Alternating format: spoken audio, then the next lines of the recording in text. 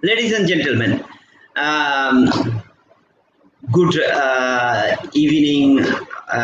We welcoming you, and this is our second session with Site Africa as a chapter president, Ms. Tes Poors, with us. We are grateful to you, ma'am. You give us a lot of time. First session we do on Facebook Live. We already reach there 200 plus viewers. Congratulations, ma'am. We are really happy that a lot of people involved and engage the session. And now we are welcoming you in YouTube, our live streaming. On the first session, you presenting Site Africa. That means that is an association, an organization, which association you are leading person, you are the chair, and you are the chapter president of South Africa. Now we have a question and answer session. We are here from you about South Africa tourism and your company. What your company doing, which type of tourists and everything, and how you handle, where from you receive tourists from now, everything now we discuss, but time is very limited, only 20 minutes. So welcome you, Mr. Sports. Thank you so much. It's a pleasure to be with you. Thank you, ma'am.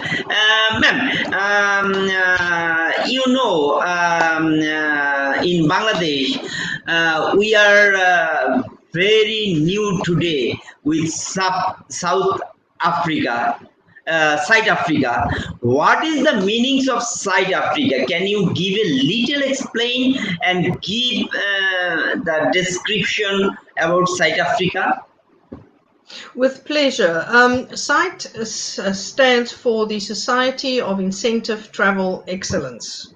So SITE Africa is one chapter amongst 30 chapters globally.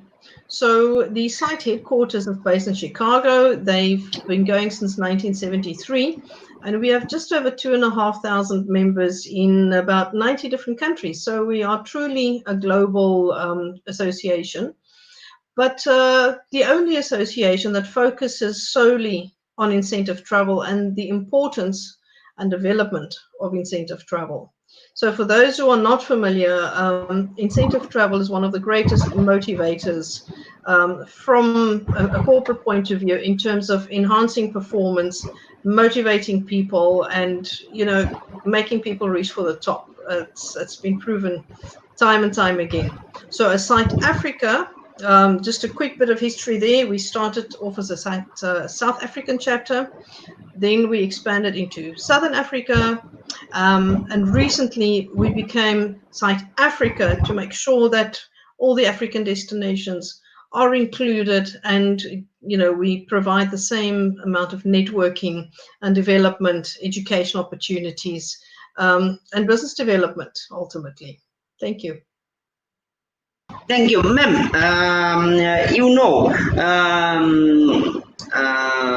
Globally, you are representing the chapter, lot of country site member.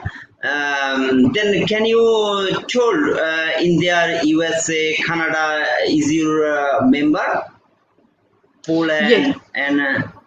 In fact, a country like the USA has also regional membership. So you get South California, you get Midwest. So quite often more than one state will be part of a chapter.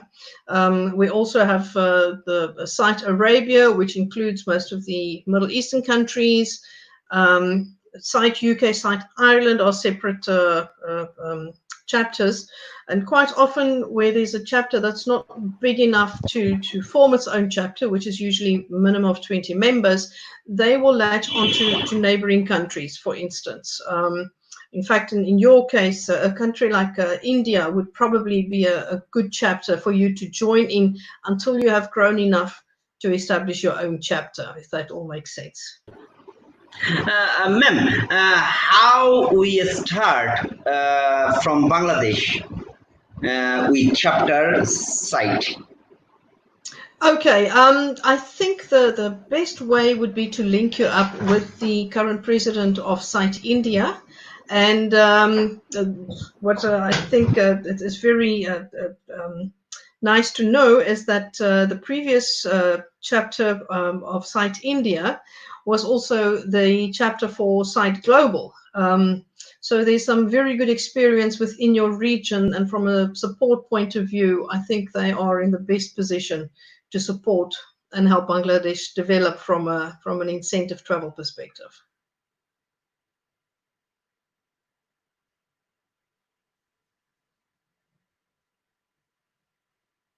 Can you hear me? Hear me? Yes, I can hear Ma'am, you. yes. Ma'am, tell about Africa tourism, South African tourism. Which type of tourism product you are offering for tourists? All right. From my company perspective, we specialize in incentive travel. So incentive travel differs from your Ma'am, leisure travel in the ma'am, sense that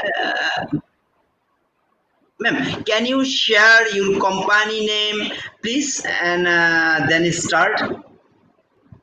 yes, with pleasure. The company is called Crystal Events Africa, and we specialize in incentive travel. But we also do conferencing, we do business events, and we are based in Cape Town, but we operate in most African countries. So we have very good relationships with ground handlers, hotels, venues, tour guides, transport companies, airlines across Africa. So our tourists are mostly corporate from Crystal Events perspective. They are mostly corporate. We occasionally do handle families, FIT tourists.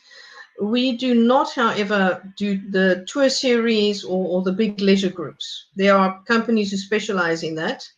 But we do some leisure, but mostly corporate and incentive trips, and that is for clientele from around the world.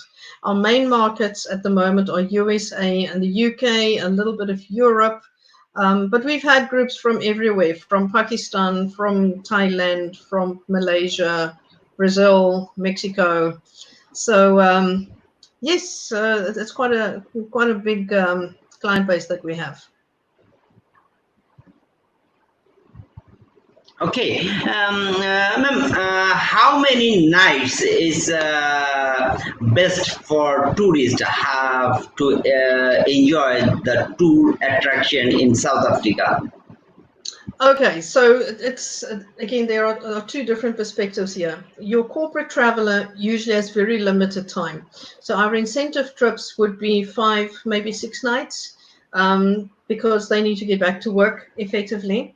But from a leisure point of view, our country is so diverse and there's so much to see.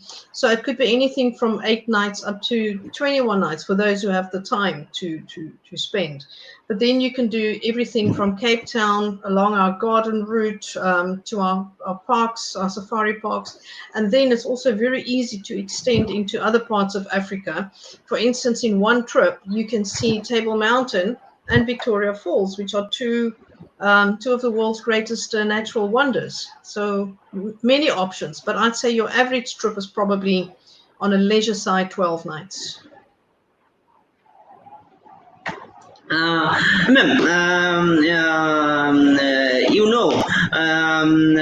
in Bangladesh, we are do lot of miles and incentive event, different countries, Thailand, Malaysia, Singapore, Philippines, and Indonesia also. Sometimes Dubai, we have group size like minimum 20 people to its 250 to 300. So what are you thinking, this number is good for incentive travel or not, or miles travel? Absolutely. Yes. We've had groups as big as 600 people. Of course, logistically, it becomes interesting to manage those from a transport and accommodation point of view. We do not have big hotels like they have in Las Vegas. Some of our biggest hotels might have just short of 500 rooms. But splitting the groups in between adjacent hotels is never a problem. We've had groups of up to 3,000 people, but logistically, you have to, with careful planning, manage them, divide them into different regions and switch them, or have them travel back to back. But up to 300, no problem at all. Ma'am, your company arrange only mice and incentive, or any small group like student or family or solo travel who want to visit South Africa? So our company mainly deals with mice business, but I've had requests for private tours. Those are usually from clients who came on a conference or on an incentive trip, and then they come back with a family or friends. So yes, we do that. Yeah. Okay, then very specific one question, and then last question we are go to the end. That is the visa issue. Very critical for Bangladeshi. What is the main reason why we not getting South African visa? For all over the world, this is the problem to getting visa from South Africa. What is the reason for that? Why you are very much conservative, not issuing the visa? What is the issues? That is a question that only our immigration department can answer. From a tourism operating point of view, we have been lobbying quite extensively with government and immigration to relax visa issues. And it's not only Bangladesh. We get complaints from many countries to get visas issued. Not just getting them issued, but in time. I've had clients who had to wait 30 days for visas, while they had to apply for visas for other countries as well. So their passports are gone for 30 days. So immigration is aware of the challenge. We've heard recently that they are planning to roll out e-visas upon arrival. We just don't have a timeline yet. Of course, at the moment with COVID, with no travel allowed, it's probably not going to happen in the immediate future, but we hope as soon as borders and airports open that will be implemented. But we'll have to keep you posted. We don't have a timeline yet. Ma'am, this situation. How tourism industry reopen. Is it possible?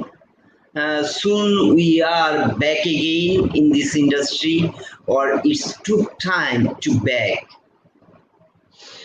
That is again it's one needs a crystal ball, and my crystal ball is not so clear at the moment. So I think it's going to differ from country to country. It all depends on how well the infections are being managed. Some African countries are already open or about to open, as you may know. Rwanda and Namibia, Zambia, Botswana, they're all ready to open. Tanzania has already been operating. The challenge now is to find governments to collaborate to agree when is it safe mutually to open borders. My prediction would be, and this is only an opinion, would be that East Africa and Southern Africa might open ahead of the rest of Africa. South Africa might open a little bit later because our infections are still spiking in certain areas. But we are working very closely with the government and various departments to see if there are ways to start travel in areas that are not as badly affected. And we are hoping to get an announcement as we speak. I know the Minister of Tourism is addressing the nation right now. So hopefully we'll have some updates within the hour. Ma'am, Italy are now are open. All the tour operator, event, wedding planner, they are inspected the hotels. The government rules hotel are apply or not. Then I closely monitor your activities. I know you are engaged with the global leader who are in this trade and who are act the organization as a president, and you have a, I know in coming day you have a lot of meeting with this industry.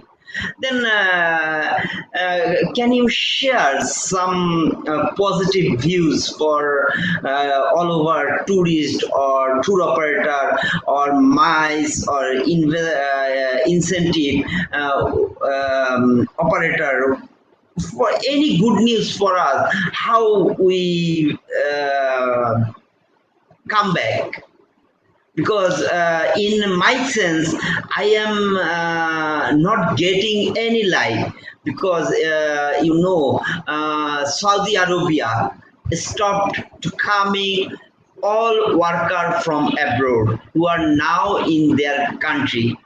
So it's alarming when you have no money, when many people are jobless, then how we come back again? That is not an easy question to answer. And to be honest, here in South Africa, we have a similar problem, especially in the tourism industry. The hotels and restaurants and the venues literally close from one day to the next, and all those people who were relying on hourly wages and quite often their tips suddenly have no income. So it is very important for our tourism industry to start functioning again. Otherwise, those peoples might end up without jobs for good, because many of these operations, hotels and restaurants, may not be able to reopen from a financial perspective. So that's the news we are waiting to hear right now, what our government decision is on that. May we trade again responsibly so? Obviously, the health protocols need to be in place. We cannot presume to go about business as we did 3 months ago. So we need to have a safety and health first of mind. But we're a self-regulating industry. Health and safety protocols have always been part of our lives. So hopefully we will have an opportunity from South Africa to start again. I really can't speak for other countries, but I can safely say Portugal has successfully reopened the past week or so. I've had some conversations with good friends and professional conference organizers over there. And, they have strict rules, but if everybody sticks to the rules, business will go on fine. And I think that's the important thing, is for industries to show government that we know how to be responsible about rules and regulations and going about business. But we have to restart the business urgently, as you say, to eliminate the job losses and bring employment and economies and trade back as soon as possible. Ma'am, last question. Are you interested if we arrange a panel discussion with our stakeholder? You are connect or attend on this discussion in future? Absolutely. I think it's a very important discussion to have. As we said in our side discussions, Bangladesh is very much an unknown quantity in terms of tourism and MICE industry. And I think there are great opportunities. It's a matter of mutual education and developing those markets. So from my side, definitely we can set that up with pleasure. Okay, thank you, ma'am. Be with us, and I am grateful to you, and I welcoming you, because need to develop now relation with our tourism board, with our stakeholder, and I am Faisal Raju with you to any kind of support, because we want to focus tourism not only for Bangladeshi tourism, for all over. We want to introduce youth tourism in Bangladesh, and I have a message for my industry. I want to say, throw you to the world. That is lot of opportunity in Bangladesh. Please focus, and we are developing country. Already our government try to control the situation, but it's took time to recover. Thanks, and last word for industry. Well, thank you for the opportunity. It was such a privilege to be talking to you and to your viewers. So for the industry, it is tough times right now, but we will get through it. And I think, having had this pressure gives us opportunities to create new business going forward. I thank you. Thank you, ma'am. Good night, and viewers. Today I want to say goodbye, and tomorrow back again. Thank you, ma'am. Thank you. Good night. Good night.